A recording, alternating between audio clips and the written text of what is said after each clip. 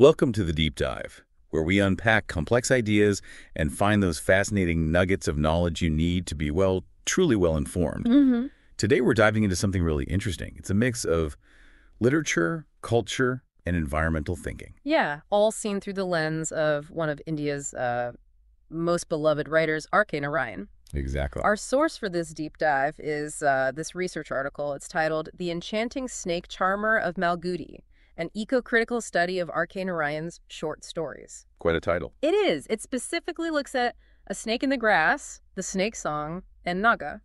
And it's a really rich exploration of how literature reflects our relationship with nature. Okay. Especially how snakes pop up in Narayan's work. So our mission today, then, is to sort of explore Narayan's unique view on non-human beings, especially snakes. That's the core of it, and how his stories touch on culture, religion, spirituality, and environmental issues, too. Right. And we might find some surprising connections to ancient Indian wisdom and how it's maybe relevant today. Definitely. It connects to modern ecological thought in unexpected ways. It's all about coexistence, really. Okay, let's unpack this. Yeah. So to really get Narayan's stories, we need the background first, the cultural context. Absolutely. India, it's known for its religious and spiritual practices, and many of them see this profound oneness in the whole ecosystem. Oneness. How does that play out?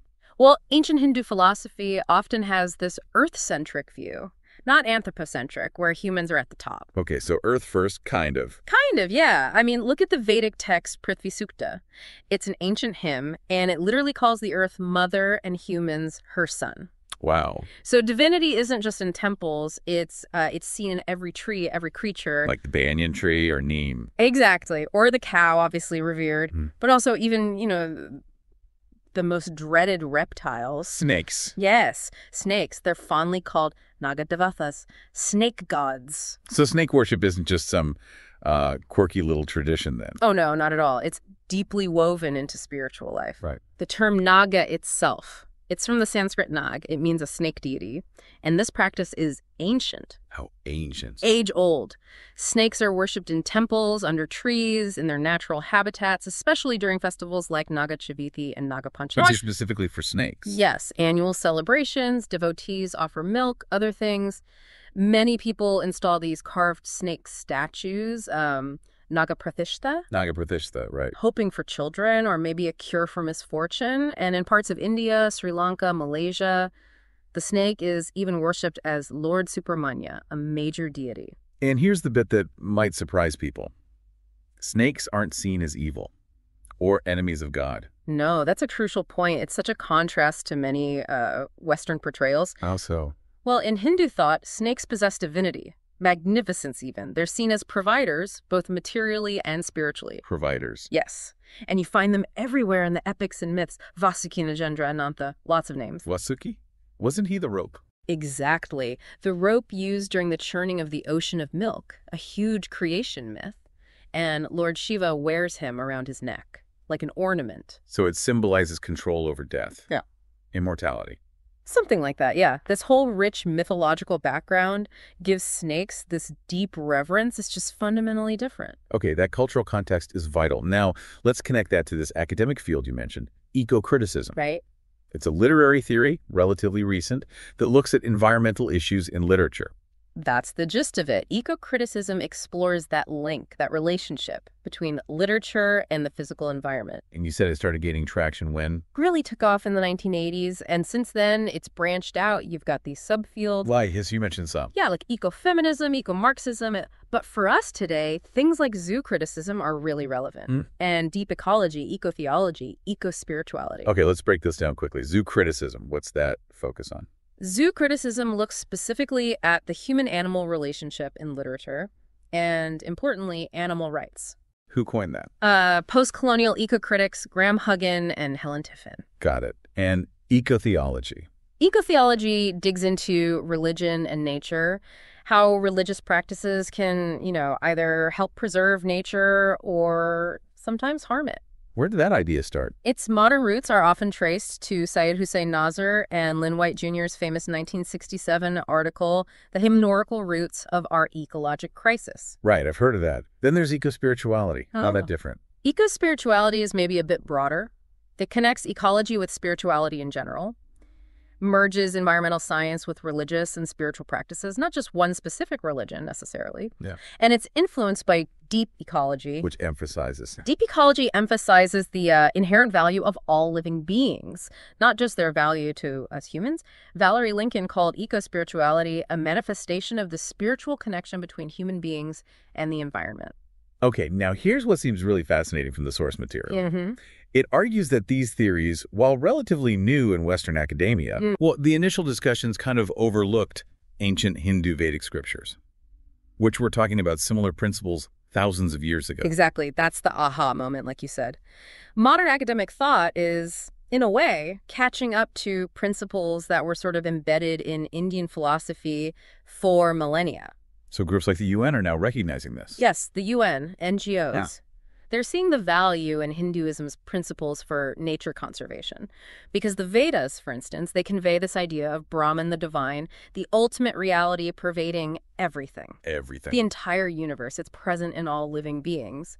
So when you analyze an Indian writer like Narayan through an eco-critical lens, You need that Indian context. it becomes much more fruitful, yes. Grounding it in Indian ecological principles makes more sense than relying only on Western theories. Okay, let's turn to Narayan himself, famous for Magudi, that fictional town. Yes, his canvas for the lives of ordinary people, often with humor, irony, his signature style. But for our deep dive, the key is his connection to nature, animals. Absolutely. He was a staunch believer in that Hindu philosophy of equality among all living beings. You really see it. Wow. Well, his stories are just filled with animal characters, a whole spectrum. Tigers, goats, monkeys, and snakes, of course. More so than other writers of his time. Oh, definitely. No other contemporary Indian English writer, arguably, created such a diverse range of animal protagonists. And these aren't just background characters. Not at all. His portrayal often carries these deep cultural, religious, spiritual meanings,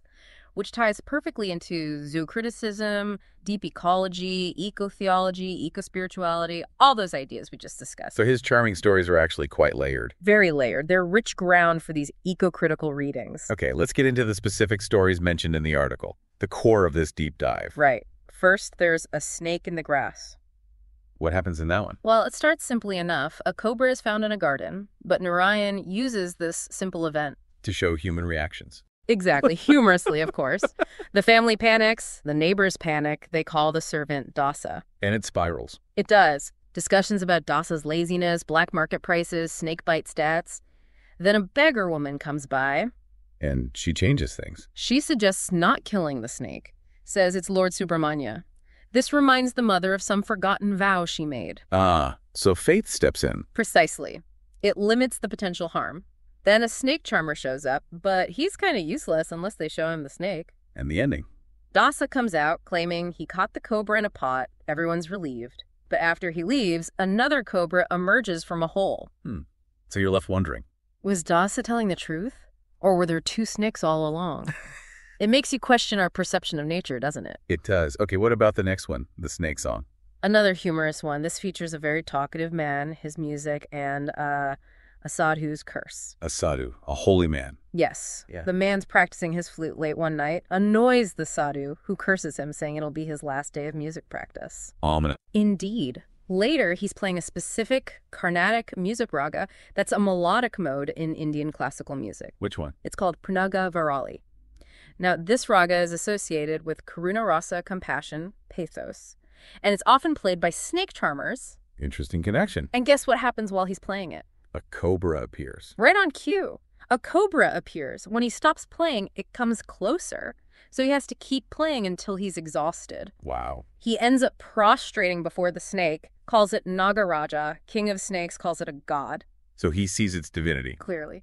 His music master later tells him, you shouldn't play Punagavarali at night, and basically tells him to stop playing altogether because the cobra might come back. So it highlights that cultural belief, snakes responding to music. Exactly. That specific link between sound, snakes, and divinity. Okay, and the third story, Naga.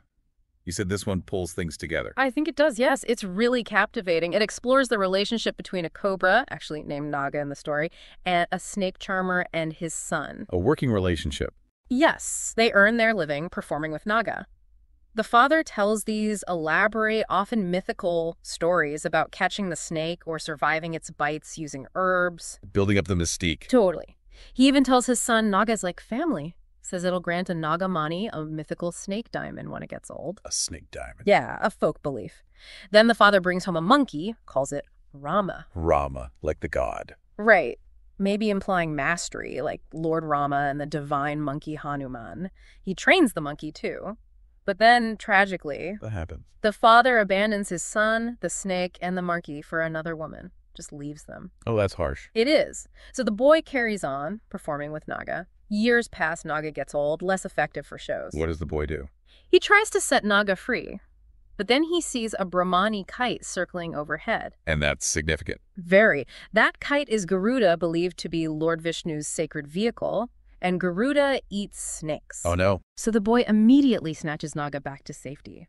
He decides he has to keep Naga safe, even gets a job at a railway station, just so he can afford to care for the old snake. Wow. Yeah. That's quite a shift from just performing. It's a beautiful illustration of that evolving bond, from exploitation to, well, real care, love even, reciprocity. Okay, these stories are quite rich. So applying that eco-critical lens we talked about, what do they reveal? What are the big takeaways? Well, they offer insights into several key areas. It forces you to look deeper than just the plot. Like the relationship between humans and animals. Exactly. That's the first point. The relation between man and animal, especially in Naga. Yeah. It shows the snake charmer communities, their livelihood tied to snake. But it's complex. Very. There's cruelty initially. The charmer admits he knocked off the fangs of the snake. Right.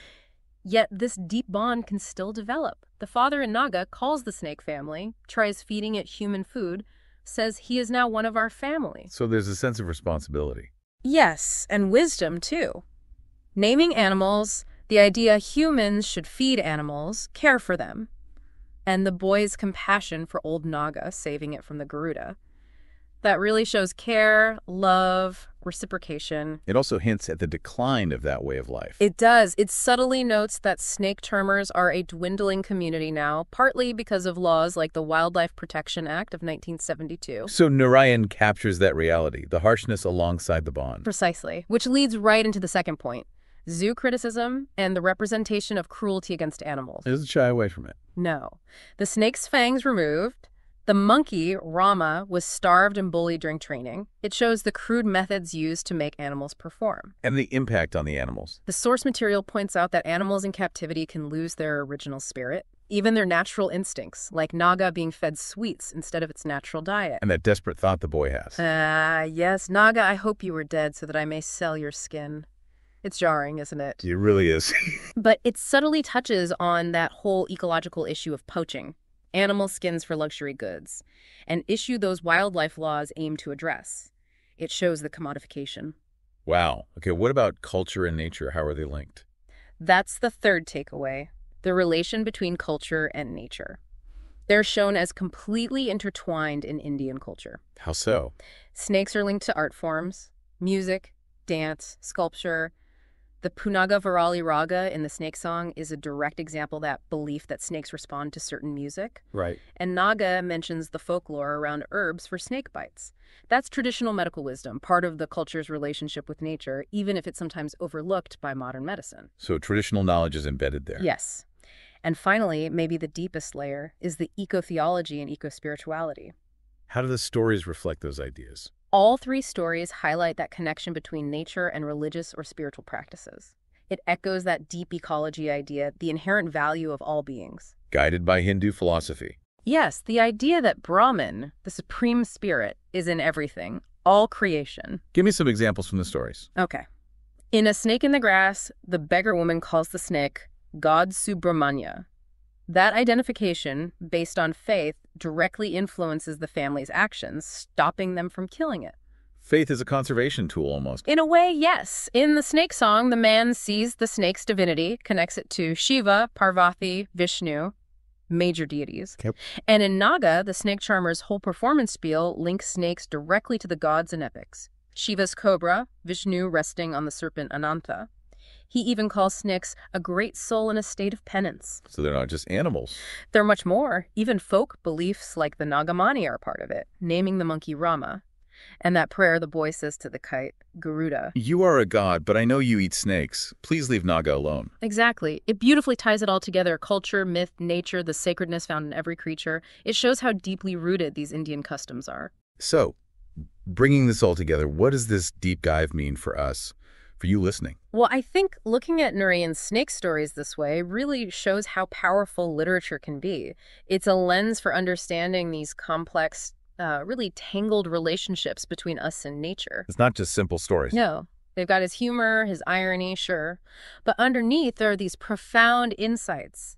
Environmental, cultural, religious, spiritual dimensions. They really show Narayan's own love and care for, well, the non-human world. And how Indian culture connects to that. Absolutely. How that ancient wisdom is just woven into the fabric of the natural world. The stories highlight those core ideas of eco-theology, eco-spirituality, showing how that belief in the Supreme Spirit being in everything Provided ways to conserve nature. Historically, yes. Through customs, traditions, reverence, it offered pathways. It really makes you think, doesn't it?